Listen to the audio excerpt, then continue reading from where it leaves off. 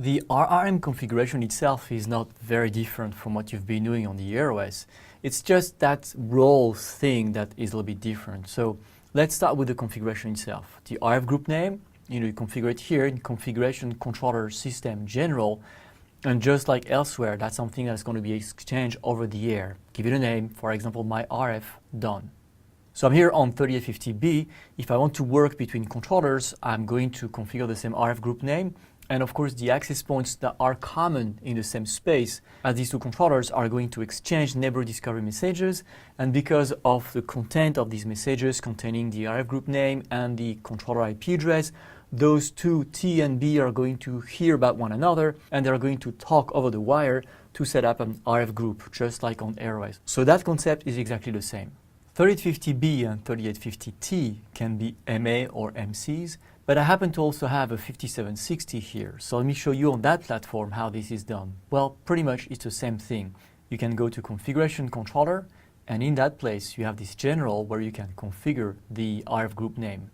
Notice that we also have the mobility domain name, and we didn't have that on the other two. And that's because the other two were set as MAs. So there is no concept of mobility group on a controller that is not an MC. But what matters for now is the RF group name. So let me put the same on all three boxes.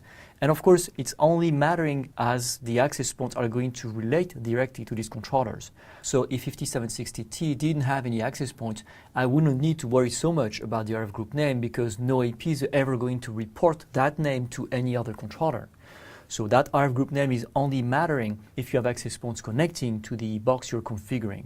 So in that case, my 5760T has one AP. So let me configure some RF group value as well. And I put all three devices in the same RF group, which is logical. You don't have to do it, but very logically, if your MA relates to an MC, they are probably in the same building, they are probably in the same area. So it would make sense that if both have access points, they would have the same RF group name because most likely they will be working together. Now, if I go to Configuration Wireless, and if I go to my network, I have here a menu which is RRM, which is what we used to find in wireless RRM directly. And just like on the AirOS, it's configured on a per band basis, and you find here the same items as we had before. You know, the interference threshold, the general values, that's something that you can also find in a general menu under RRM in the AirOS platform. The channel list, where we configure what channels are allowed to be used for DCA, that is going to be the same type of value as in AirOS. So those items are going to have a different color in the background, but it's the same type of item you configure the same way as on AirOS. At the bottom, you also have this channel scan interval, my 180-second cycle of scanning all the channels. You also have the neighbor packet frequency, 60 seconds by default. So all this, all these sections are exactly the same. The interface is different, but the values are the same. And if I go to coverage, remember that CHDM, we have exactly the same page as on AirOS with the threshold for data, the threshold for voice, the number of clients that need to have failed in terms of pure count and in terms of percentage to decide to trigger the algorithm. This is exactly the same page and it's configured exactly the same way. And remember, this is local.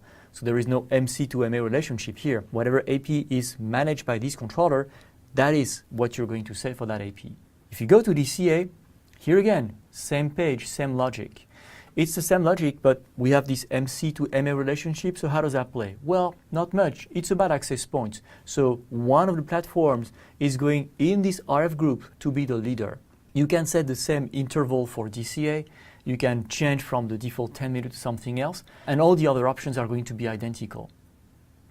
If you do not know some of these options, I encourage you to go back to the AirOS module where we configure RRM and look in there the DCA, TPC, and CHDM configuration. I don't want to repeat the same explanation twice so I don't waste your time, but if you want to know what these are, please go back to these lessons because those are exactly the same items in Converge Access as they were in AirOS.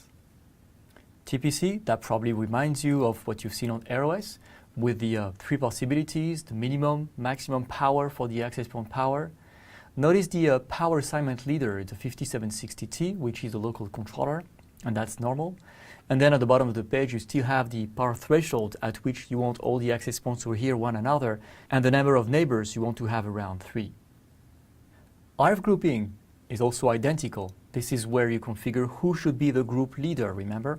And by default, it's set to auto, which means that this controller is trying to be a leader. If it hears some other controllers having the same RF group name, it's going to try to contact them over the wire and detect what they are so they can make an election and elect one of those as the one deciding for all the others for the AP, channel, and power assignment, so that there is one single point of control instead of multiple points maybe taking contradicting decisions.